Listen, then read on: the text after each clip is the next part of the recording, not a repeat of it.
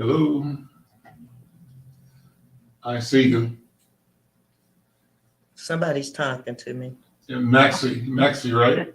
Was testing my mic. Thanks. Oh, yeah, we can hear you. How are you? I see Maxie as well, yeah. Okay. And Clarence and you, Diana, and Megan. Okay, I think that's and yourself. That's all that's here so Yeah. far. Well, here comes Bill. Can you see Bill? Yep. Okay. Okay, so I got it. I got it. Yep, I see it. I see it, Al. Okay, so and I see you on the side. You see me on the side. So that's what's going on in my system. Okay, so I'm gonna just leave this sit over here. I see everybody else on the side, and I see me. Are you able to? Can you turn and see if you can hear it? Okay, on the Facebook. Can you turn your volume up to see if you're hearing it? Oh yeah, I sure can. You are hearing it. Okay, that's what I'm sure. Hold on. Yeah. Testing 1 2 3. Testing 1 2 3. Want to make sure we have sound going out. Okay, good. You got, yep, it's good. And so when Bill and Clarence are talking, you're gonna put the spotlight on them? Yeah, I think the Zoom will do that. Yeah, absolutely. Okay. Yeah, your Zoom does that. Okay, so we'll wait a few more minutes. Okay. Just wondering if I should swing around because I got two computers trying to go here. Okay. and so even though we're not formally started yet, we are streaming now on my side, so which is okay because it shows that we're community people and we're doing this work in progress, which is good. We're having a nice session on learning how to stream this morning with Mr. McFarland. How about that? We're being real. Well, I know that people are gonna start jumping on. Hello, ladies. Nice to see you. Hi, Ronda, Dr. Ronda. Nice to see you. Are you ready to start, Mr. McFarland? I am. Hey, Dr. Ronda, how you doing? I'm fantastic. How are you? I'm doing well. You probably can't see me on Zoom, but you hear me on Zoom. But I know that voice. Yeah, there we go. And I'm actually seeing you and sharing the stream, the Zoom stream, to my StreamYard channel. So we're sending this out to Black Press USA Facebook, Black Press USA YouTube, Insight News Facebook, Insight News YouTube, also Insight News Twitter, and Insight News LinkedIn. So several platforms simultaneously. And, it's wonderful that we're able to use this technology to talk about community. So how about we get started out? I see people are jumping on. So I'm going to officially call this meeting to order. My name is Diana Hawkins. I'm the Executive Director of the Hawthorne Neighborhood Council / Northside Urban Coalition. I want to welcome you to our September meeting today. We have some fantastic guest speakers that are going to be speaking to you about some real stuff that's happening in the world today. And I am going to bring my good friend and co-host on, Mr. McFarland. You're going to be able to hear him, but you won't be able to see him because he's streamlining us on all these different platforms. But if you turn your Facebook on, you will see yourself when you're talking, and you'll see Al sitting on the side. So with that being said, Mr. McFarland, how are you today? I'm well. Thank you so much, Diana. And thank you to all my friends and colleagues in community. Welcome to the September meeting of the Northside Urban Coalition. And as Diana said, we're using two technology streams to accomplish this. We're having the meeting on Zoom. So we're with each other in Zoom space. But what I'm also doing is recording in progress. This meeting is taking the Zoom feed to my StreamYard platform, and that StreamYard platform is allowing me to share this meeting, this conversation across several platforms, including the YouTube channels of Insight News and the Black Press of America, Black Press USA, including the Facebook pages for Insight News and Black Press USA, and finally, including the Twitter and LinkedIn pages of Insight News. So we are being multimodal, multi-platformed, and why we are sharing our conversations with each other to the world through the use of this wonderful and marvelous technology. And why is that important? It's important because people everywhere are having conversations just like this. And I think to the degree that we recognize how magnificently ordinary our interactions are, we invite others in our neighborhoods and our families and in communities and families like ours around the world to figure out how we can be together for mutual benefit, for clarity, for growth, for development, for the achievement of the kind of society that we value and aspire to create. We enable this sense of authorship. We, in fact, see ourselves and remind ourselves that we are at the table of decision and that we are attempting to write a story. Are you all hearing me okay now or not? Is everybody hearing me? Okay, I think you are. With that, let me move to the agenda. Clarence, are you hearing me okay? I am. Thank Okay, you. great. I just wanted to make sure. So let me take that. And thank you for allowing me to go long on my introduction. You can tell I love to talk. So look, here's the agenda. We always start with the monthly crime update. Our friend and colleague from the 4th Precinct, Bill Magnuson, is here. Bill, good morning. And would you give us the crime update? Yes. Good morning, everyone. So for the month of September for Part 1 crimes, and I remind everybody as usual that a Part 1 crime is anytime there's been a victim involved, so it's our more serious ones. We track for the Hawthorne neighborhood for September till today's date. There's been one homicide.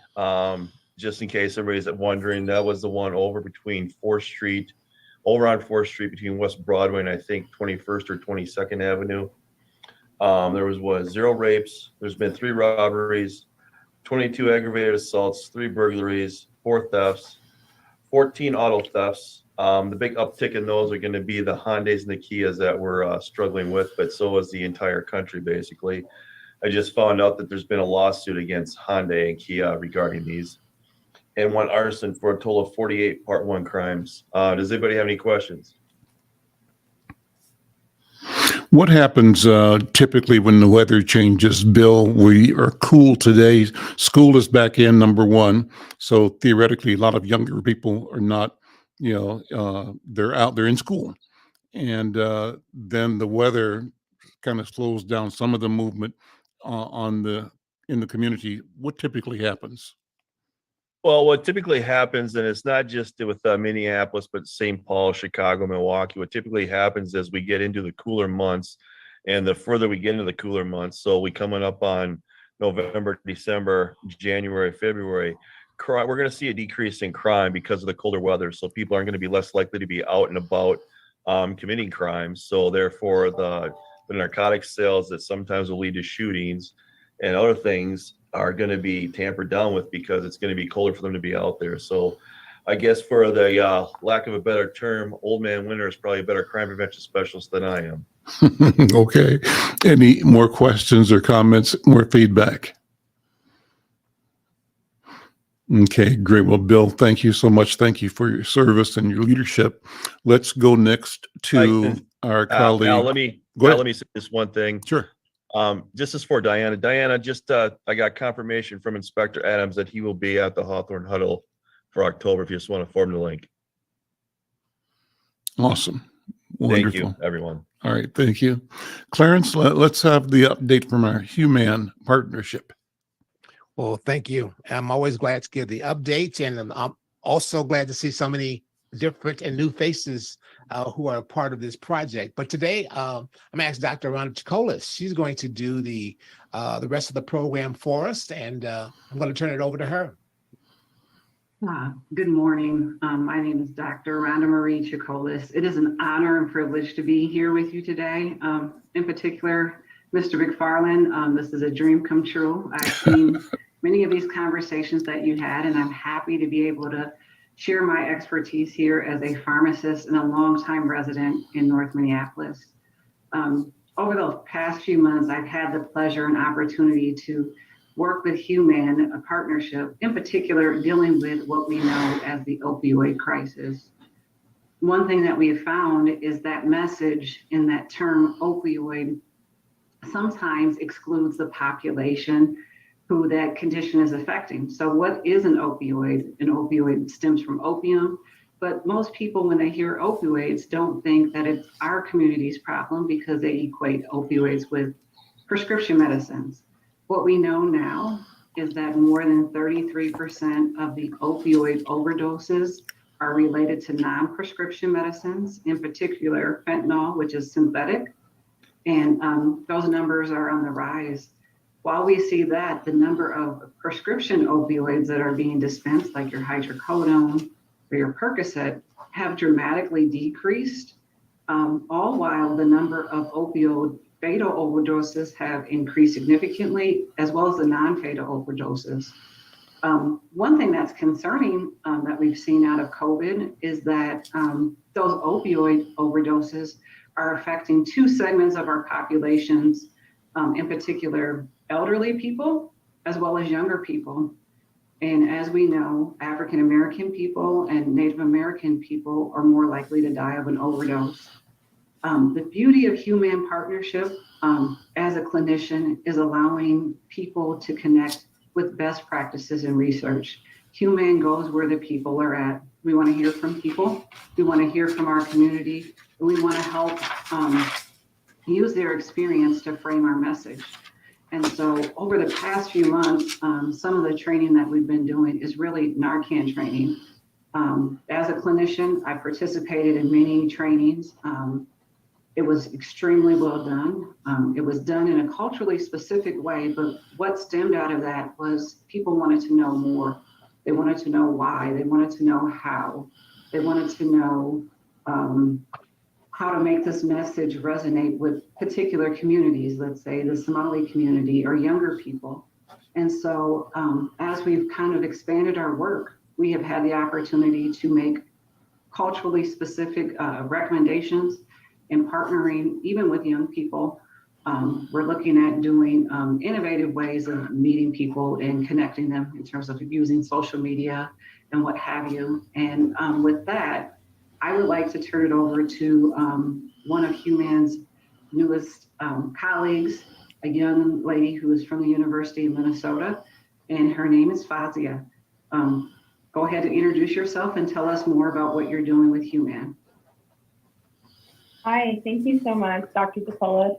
I am really excited to be here because this is a really important issue, especially in my community. I'm East African, and I've had personal and lived experiences within my family regarding, fentanyl abuse, opioid abuse, just addiction in general. So I've been working with Human to create culturally tailored or relevant workshops, educating the community, interventions that'll provide the community with resources that they need, specifically marginalized communities, as you mentioned, and especially the youth, especially as we're noticing younger individuals are getting into the opioid addiction. So I'm happy to do what I can. Fazia, put your name in the window if you know how to do that. I don't know if you can look at. Can somebody tell her how to put her name under her where it goes, so we can see your name? Oh, okay. You see everybody else's names in the window. We can see her name. We can see her name. I can see her name. Oh, you do it? I don't see it. Yeah. Okay. Now I see it, Fazia. Yeah. Oh, Fazia Hassan. I see it now. Okay. It's Faiza. Great. Thank you Faiza. for the presentation. And Rhonda, do you want to bring somebody else in as well, or what? I believe we were going to be having Suzanne on. Yeah. Is she on? Yeah. Well, let's do this. Let's bring Suzanne. I have like maybe one gazillion and one questions to ask you and Fazia, because what you've done is laid out just a variety of things for us to consider, to weigh in on, and to learn through. So first of all, thank you so much about being present and bringing your knowledge, your wisdom, your leadership, and courageously to this conversation about building community and creating health. That's number one. So let's do this. Let's ask Suzanne Young, who's project manager for in the city of Minneapolis, to talk about data on overdose harm and reduction initiatives. Suzanne?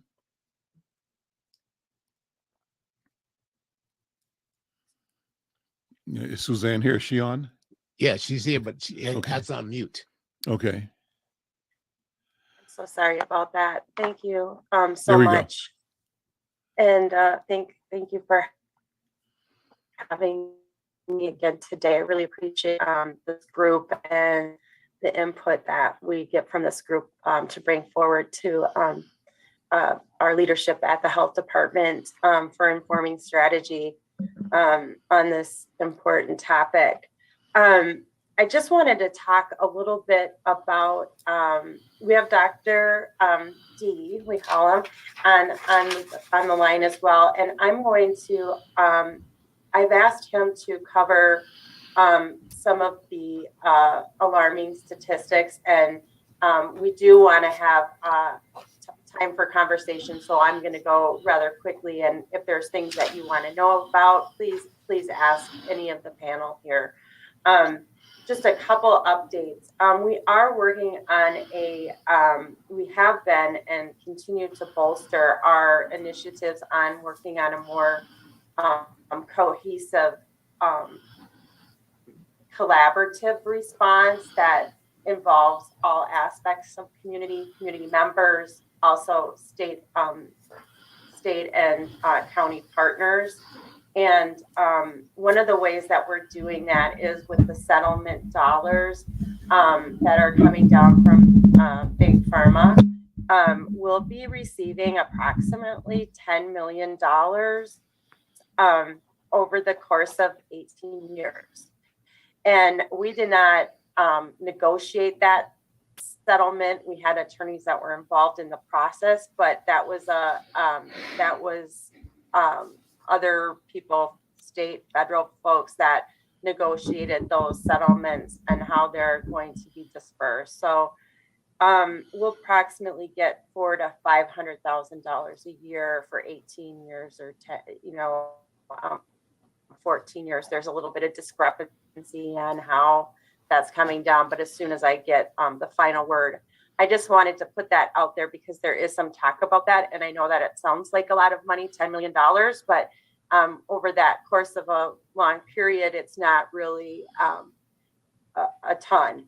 But there are some smaller settlements that are coming on from other companies that will help get us started right away. So we expect to have 3 to 4 payments rather than just one payment this coming year. So once we get that information in, I'll share it out to community because we want to operate with the most level of transparency on that. And then we are working with Hennepin County and other cities and cities within Hennepin County to put our best practices together. Each community is very different within the city, as you all know. So each cultural group, each area needs an approach that's well thought out, and we're trying to maximize our resources by working with our county partners in a way that we haven't worked before, which I'm very, I think is a very positive move because this is a huge mammoth problem, and everybody does their part. Everybody here does their part and has something to offer and contribute. So we're working from that strength-based approach. I want to highlight 2 initiatives that we have going on right now that you may be of interest, and Human and partners have been involved with. Is the mobile health unit that we have going out to address access to medical assisted therapy. What we found is that over the past couple of years, we've done a really good job of getting doctors educated on medical assisted therapies, and it's a ever changing process, and people are learning in at different levels of the spectrum and understanding on how those medications work and how to best prescribe those medications to people in the community. Our target populations, the highest affected, are not accessing MAT. And so we're looking at strategies to address that. And one of them is the mobile unit. So it's going out and getting access to structured medical assisted therapy, and then creating pipelines to long-term recovery. So we've really shifted our focus at the city from heavy harm reduction to treatment focus, and how do we reach people and bridge those gaps of service delivery to the people in most need. And then part of that initiative is our First Step initiative, which is medication first. And I'll have Dr. D, he really does a great job of explaining the importance of that with our target population. The fentanyl is a fast acting, highly addictive drug. And people need assistance in getting off of that medication, off of that drug. And then they also need a safe place to go through that process. So we're looking at how can we access what we already have in the community to give supports for people that want to go through the medical therapeutic induction, because it's quite a process, and sometimes people don't want to do that when they're around their family or in crowded homes, or if they don't have a home, if they're unsheltered or homeless, having a spot for them to go be safe and comfortable through that process. So those are some of the things that we're looking at right now. And we just put an RFP out for the First Step model, and are in the process of contracting that out right now.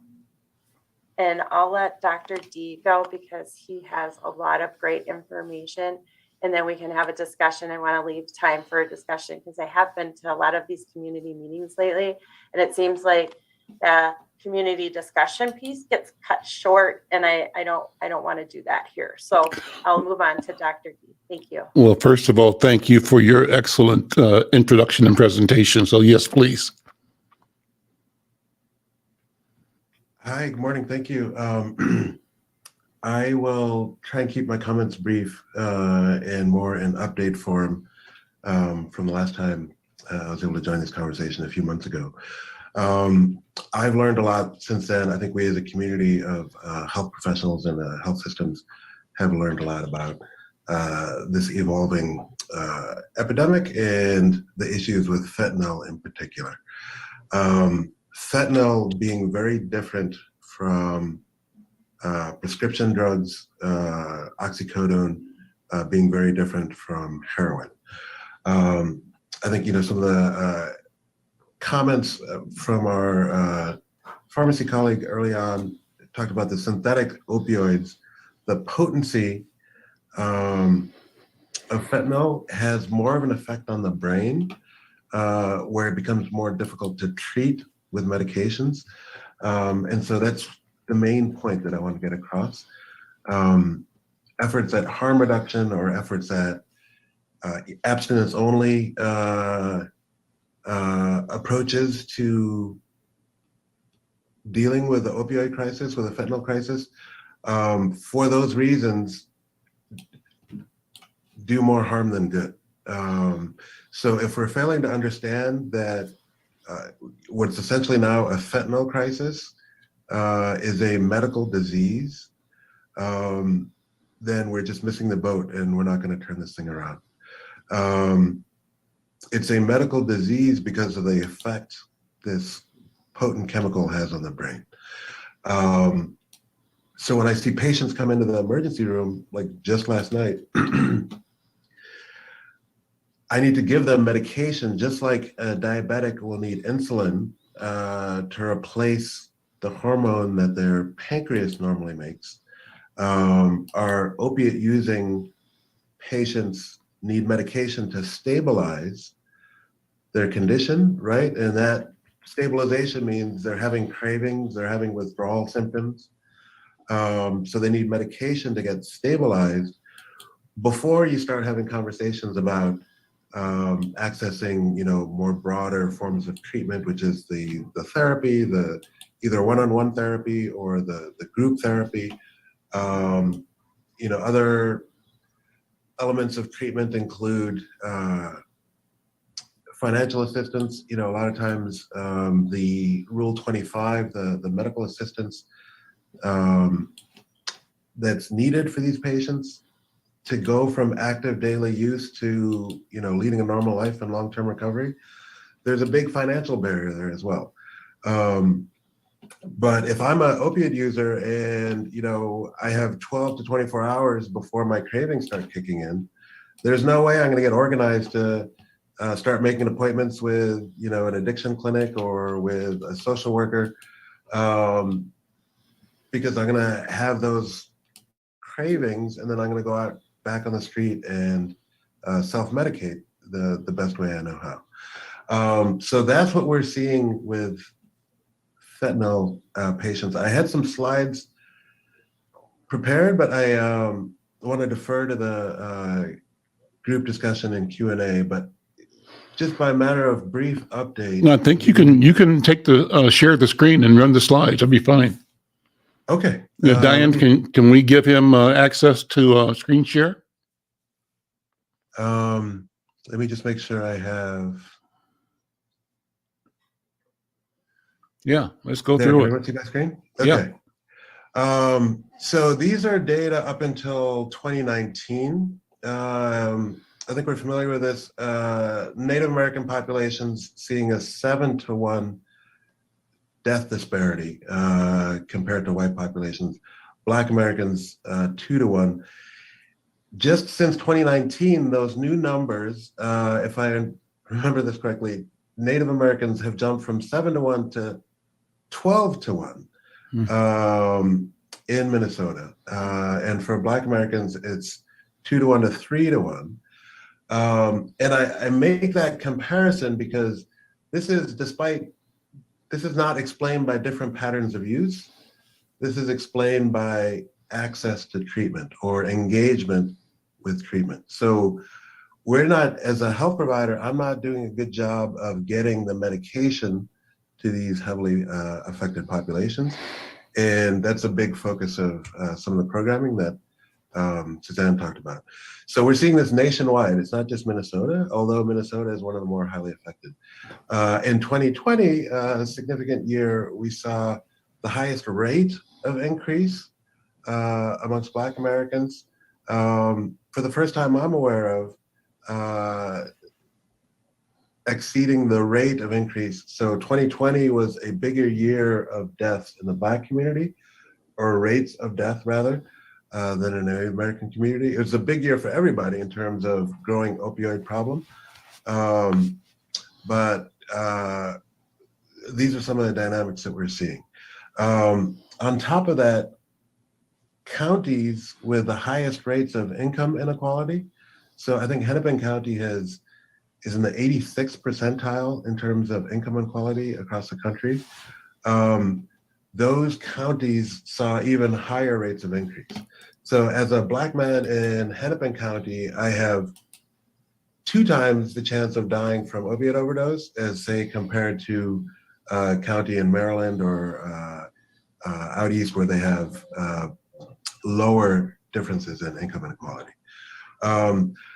Another finding from this nationwide CDC report is that even in areas where there is potential treatment access, so there's people, docs like me, who can prescribe the medications, we're still, that's not just because we have the potential for prescribers doesn't mean that people are engaging in the care or that we're reaching the people that need it. And I think that's because, you know, our models of care are geared toward, we do a great job with, you know, the Hazelden crowd. We do a great job with people with financial means.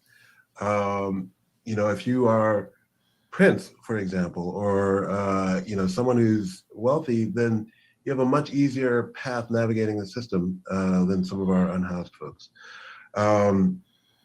So the takeaway for that is we are working on more culturally responsive care. We're working on, you know, there's all types of reasons to explain that. Trust being a huge one. And I think that the answer to that trust deficit, the answer to that lack of engagement really starts at the community level, understanding, educating, and then helping the health system, helping the docs do a better job of filling that gap. I'll skip through some of the reasons why fentanyl is so toxic.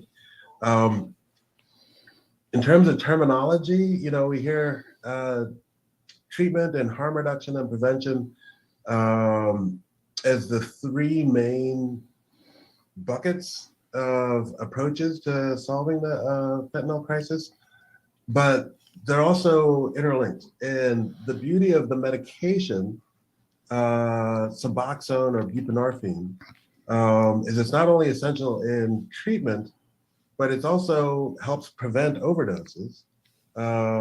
So it's covers both harm reduction and prevention. When it comes to the treatment benefit,